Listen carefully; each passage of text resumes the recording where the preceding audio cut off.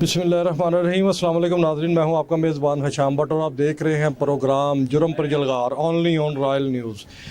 चंद रोज़ कबल एक blind murder होता है इलाका थाना काना की दूध में। रात वहाँ से एक नौजवान लड़की की लाश मिलती है पुलिस को, जो कि फायर करके मर्डर कर दी जाती है। स्नेहा नामी लड़की है और अब्दुल्ला नामी एक उसका फ्रेंड है जिसने उसका मर्डर किया। मेरे साथ रहिए, अब्दुल्ला से भी जानते हैं कि आखिर कत्ल की क्या वजूहात बनी है। जो मुतलका इन्वेस्टिगेशन अफसरान हैं उनसे भी बात करेंगे कि आखिर माजरा क्या है। आइए मेरे साथ रहिए। स्नेहा नामी लड़की जिसका मर्डर हुआ है और पुलिस के मुताबिक ये मानना है, ये कहा जाता है तफ्तीश के बाद कि अब्दुल्ला नामी लड़के ने स्नेहा का कत्ल किया। अब्दुल्ला हमारे साथ मौजूद है, अब्दुल्ला से जानते हैं क्या मामला है। अब्दुल्ला, आप क्या करते हैं? मैं अकेला थोड़ी गया था, मेरे से दो लड़के हो रहे थे। ये आप अकेले नहीं थे इस मामले में, और जो लड़के दो थे वो कौन थे? एक जैन था और एक जग्गू था।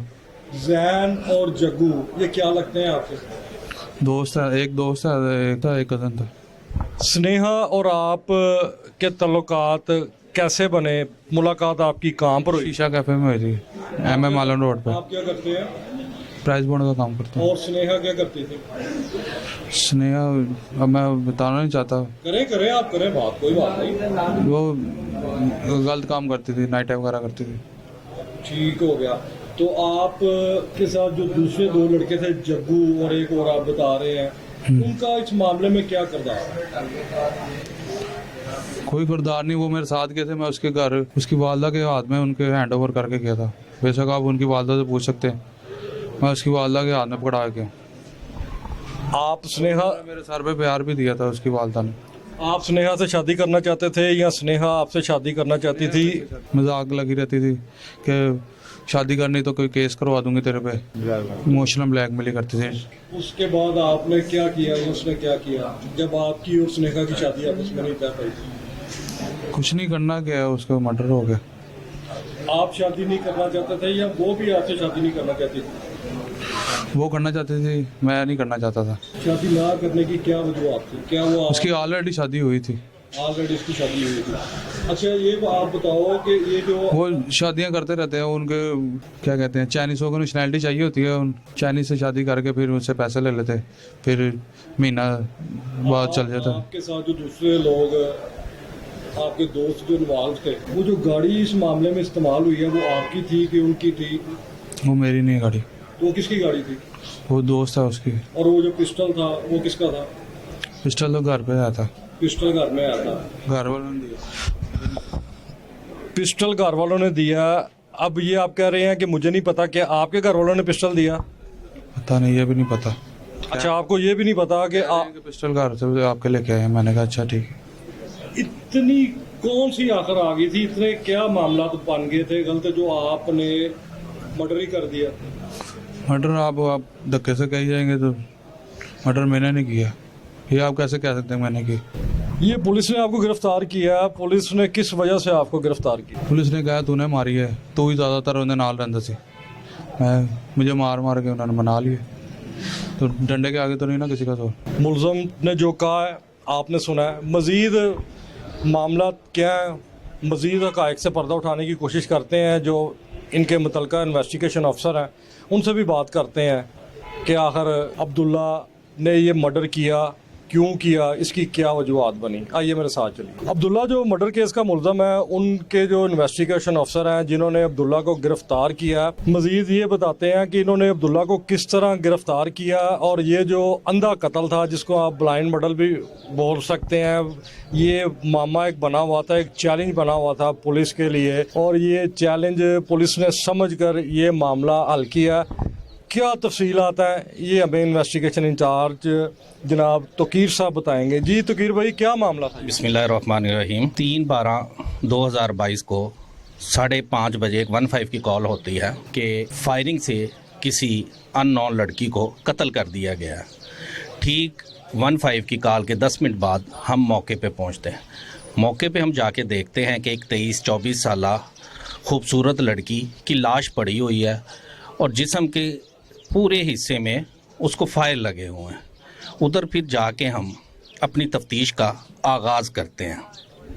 सबसे पहले हम उधर जितने भी कैमरे हैं उनको देखते हैं, साथ वाली जो आबादी है उसमें जाके लोगों से पूछते हैं कि किसी बंदे को आपने देखा है, कोई इस चीज़ को ऑन नहीं करता।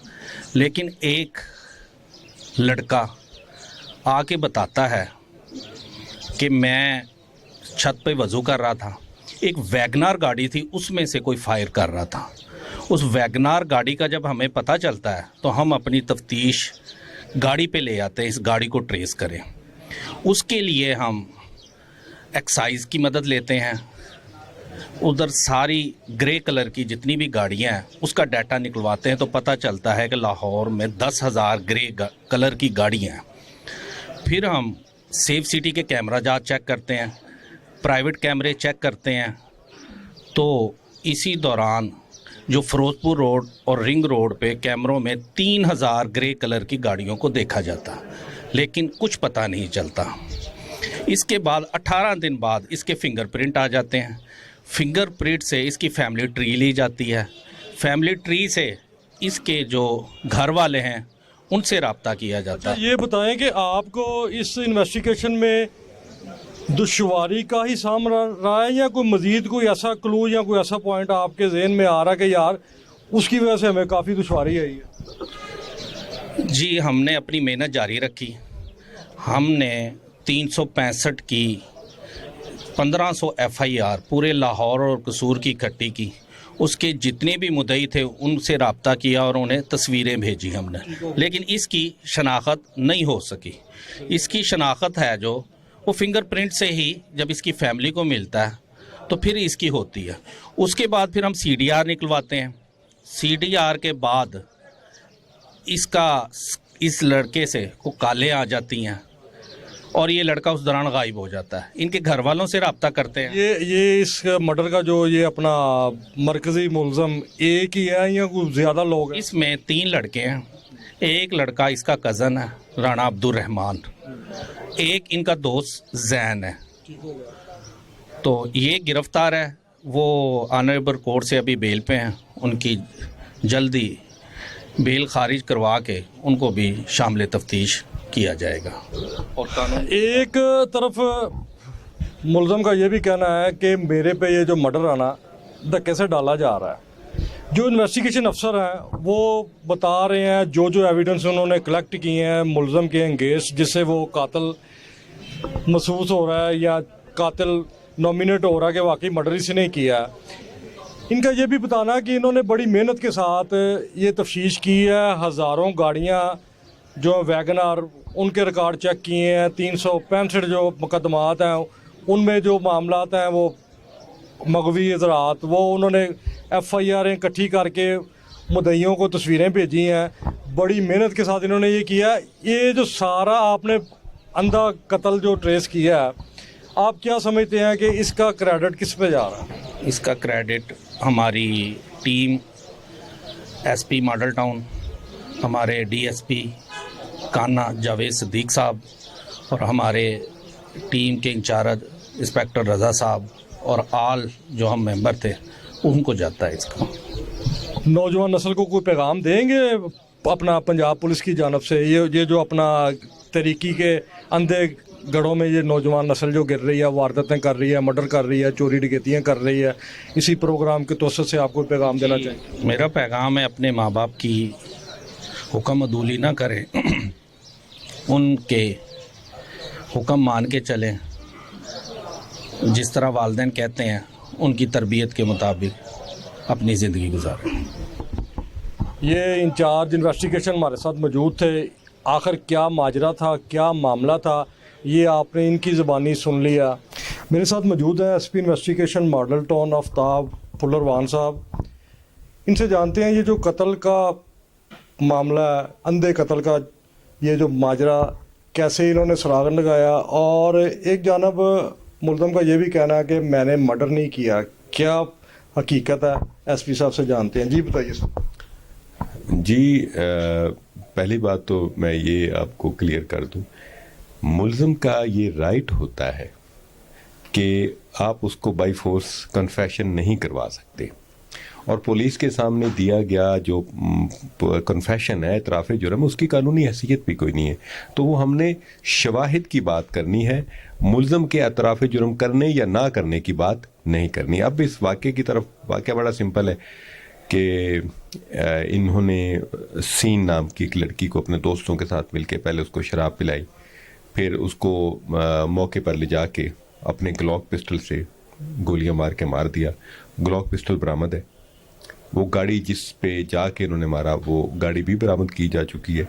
इसकी मुक्तुला के साथ तस्वीर भी मंजर आम पे आ चुकी हैं। सो बुनियादी तौर पे इसके कत्ल करने की वजह ये थी कि 2-3 साल से इसके ताल्लुक़ थे सीन के साथ, तो अब वो उससे शादी करना चाह रही थी और इसने उसको शादी का लारा भी लगाया हुआ था उसमें। लेकिन उसने राना अब्दुल्ला ने आगे अपनी कज़न के साथ शादी कर ली, जिसका इसे दुख हुआ। फिर उसके घर भी गई, इसने वहाँ पे सीन भी क्रिएट किया, अपने आप को बुलेट भी मारे, तो उसको फिर रास्ते से हटाने के लिए। इस तफ्तीश में आपको किन मुश्किलात का सामना करना पड़ा? बहुत ज़्यादा मुश्किल थी। सबसे पहले तो ये कि मुद्दई कोई नहीं था, पुलिस खुद मुद्दई बनी। सेकेंडली शनाख्त नहीं थी कि ये है कौन। फिर ये थी कि वो गाड़ी नहीं मिल रही थी जिस पे मुल्ज़िमों ने आके मारा था। तो बड़ी सीरियस किस्म की मुश्किलात थी। जो हमें जो पहला ताकतवर क्लू मिला, जिसमें मैं बहुत अप्रिशिएट करता हूँ नादरा, हमारा जो डिपार्टमेंट है पाकिस्तान का, तो नादरा के ज़रिए फिर इसकी फिंगरप्रिंट से शनाख्त हो गई और शनाख्त के बाद फिर हमारी तफ्तीश की तमाम गुत्थियाँ जो थी वो सुलझती चली गई।